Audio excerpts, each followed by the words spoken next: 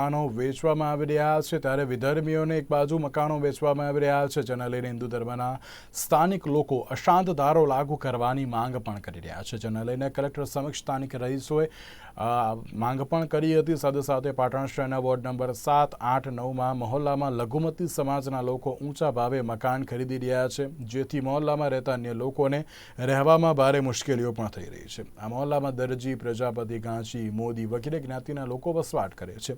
તો આ શેરીમાં વિવિધ દેવી દેવતાઓના મંદિરો પણ આવેલા છે।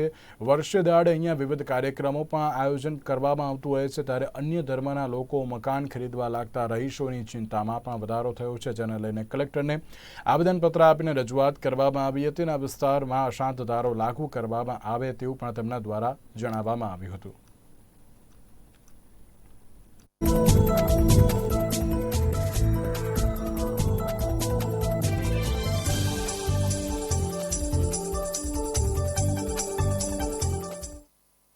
અમે અહીંયા અશાંત ધારાની માંગણીને લઈને આવ્યા છીએ। અમારા વોર્ડ નંબર 8, 9, 7, 8, 9 દરેક જગ્યાએ અમારે બહુ જ તકલીફ પડી રહી છે। એના માટે અમે અશાંત ધારાની માંગણી કરી છે। અશાંત ધારાની માંગણી અમે 3 વર્ષ પૂર્વે કરેલી હતી। મુખ્યમંત્રીશ્રીને રજૂઆત કરી છે, હર્ષ સંઘવી સાહેબને રજૂઆત કરી છે, કલેક્ટર કચેરીમાં પણ રજૂઆત કરી, પણ આજ સુધી અમને એનો કોઈ ઉકેલ આપવામાં આવ્યો નથી। અને અમારા જે વિસ્તારો છે, જે 10 વિસ્તારો તો આજે 45 વિસ્તારોમાં વિધર્મીની વસ્તી વધી રહી છે। મારા મોટા ટાંકવાડામાં 10,000 વર્ષમાં 90% વિધર્મી આવી ગયા છે અને હિન્દુઓની વસ્તી ધીમે ધીમે ઘટતી જાય છે। અમારા મહેલામાં પણ 5-6 મકાનો વેચાઈ ગયા છે અને અમે અમારો સદંતર વિરોધ હોવા છતાં અમે આગળ અહીંયા કલેક્ટરમાં અરજી આવેલી હોવા છતાં પણ એ વ્યક્તિએ મકાન વેચી માર્યું છે, જેના લીધે અમને ઘણો રોષ છે। જો અમારું આ માંગણી તાત્કાલિક નહીં સ્વીકારવામાં આવે તો આ 45 વિસ્તારો છે એ 450 થતા વાર નહીં લાગે। અમને આવવા જવામાં ઘણી તકલીફ પડી રહી છે, ત્યાં આગળ અમને ઘણી તકલીફ છે, માટે અમે કલેક્ટર સાહેબને આજે રજૂઆત કરવા આવ્યા છીએ કે તમે અમારી માંગણી વહેલામાં વહેલી તકે સંતોષ કરો। અમારી માંગણી અશાંત ધારાની છે।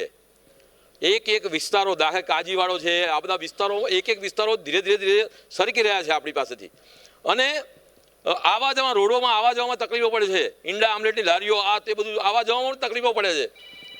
શાંતિથી રહી ના શકીએ એવી સ્થિતિ થઈને ઊભી રહે છે। આના કારણે તાત્કાલિક અશાંત ધારો આપો।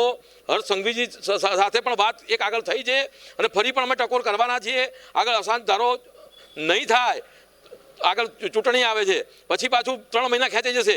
અશાંત ધારો અમારે સત્વરે જોઈએ છે। ભાવનગરમાં પણ પરમ દિવસે અશાંત ધારો લાગુ પડ્યો છે। આ અશાંત ધારાની તાતી જરૂર છે। એટલે રાજકાવાડો, બુકડી, ટાંકવાડો, નિશાળની પોળ, મલ્લાતનો પાડો, લોટેશ્વર, ચાચરિયું, આ બધા વિસ્તારમાં તકલીફો છે। સાગોટાની શેરી છે, લખિયારવાડો છે, આ બધા મહેલાઓમાં તકલીફ છે। બળિયાપાડો છેલ્લે બળિયાપાડામાં પણ તકલીફ છે। મકાનો ધડ લોકો વેચી રહ્યા છે।